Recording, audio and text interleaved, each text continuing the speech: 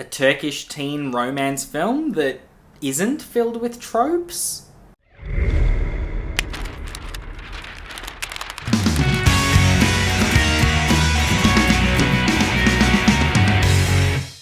So UFO is the new Turkish film that just got released on Netflix here in Australia. I'm pretty sure its global release was yesterday as well. So now everyone gets to watch this film at the same time. It is a teen-centric drama, but a very mature drama that involves teens, if that makes sense. It is not your typical sort of rom-com. There are rom-com and drama, like romance drama tropes in here. They never border on just like being tropey, like for the sake of being tropey or for the sake of like, oh, well, this is what happens in romance films, so that's what we're gonna do. Everything that happens in this film happens for a reason. Nothing is out of place, which is really, really refreshing with films like this because they tend to follow a format or follow a template, I guess. It's like ticking those off. But this one did it in a way that didn't feel like it was ticking off a checklist. It felt very natural and very real. So what's our basic plot for this film? So you've got two characters. You've got Deniz and you've got Sezer. Deniz comes from a really rich, well-off family. She's not your typical rich girl. She does hang out with other rich, yuppie children who she's become friends with, obviously, through school, but you can tell that she really doesn't connect the way that they all connect. Like, yes, they are all great friends, but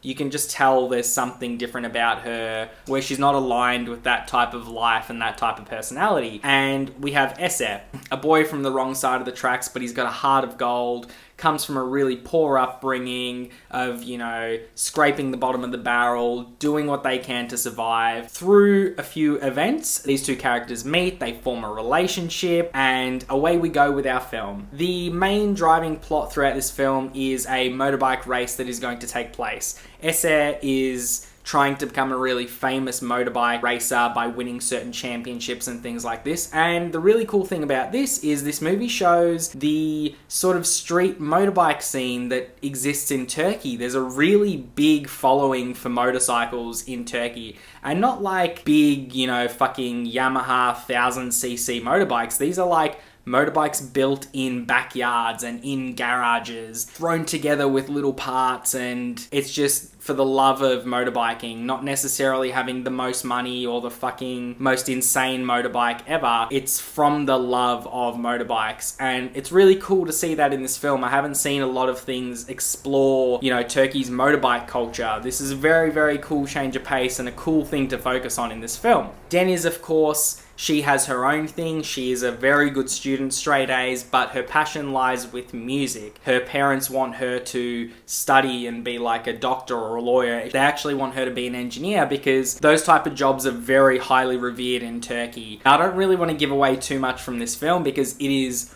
really, really, really good. It is one of the more real films that I've seen in a long time, especially when it comes to Turkish films depicting the way that young people and just people in general in Turkey speak to each other. You know, the banter between family members and between friends. It's really hard to explain, and I feel like this film did it amazingly. Like, the subtitles don't always mesh with what the Turkish people are actually saying, but if you do understand Turkish, you'll sit there and you'll go, yeah, this literally just sounds like a conversation between cousins or a conversation between brother and sister. There's constant piss takes out of each other. Lots of swearing in this film, like an absolute shit ton of swearing, and not just like little swear words. They drop some of the heaviest fucking swear words in the Turkish language on each other, and it fits really well with the tone of the characters and, you know, the vibe that they're giving off. The directing and the cinematography overall had a very interesting personality. Like, this movie was directed by somebody who had a vision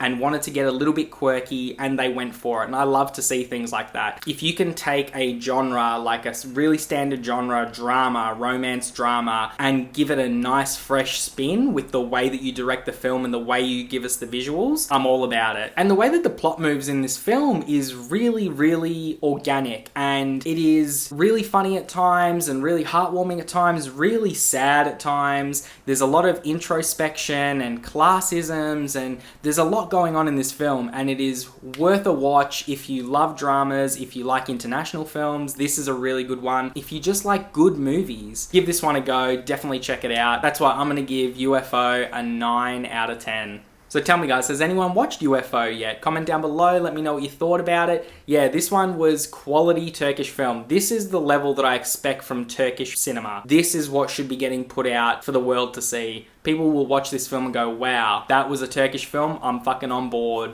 Give me more Turkish films. And obviously, here in Australia, we're getting more Turkish films because we have a big Turkish population here in Australia. So it's cool for us, you know, who speak the language and who have that background. It's cool to see films from the motherland make its way over to where we live now and where, you know, the new generation exists. So that was the review, guys. Hope you really enjoyed it. As always, click through to another video. We'll keep having some fun. Don't forget to like, comment, and subscribe, and I'll see you on the next one. Bye.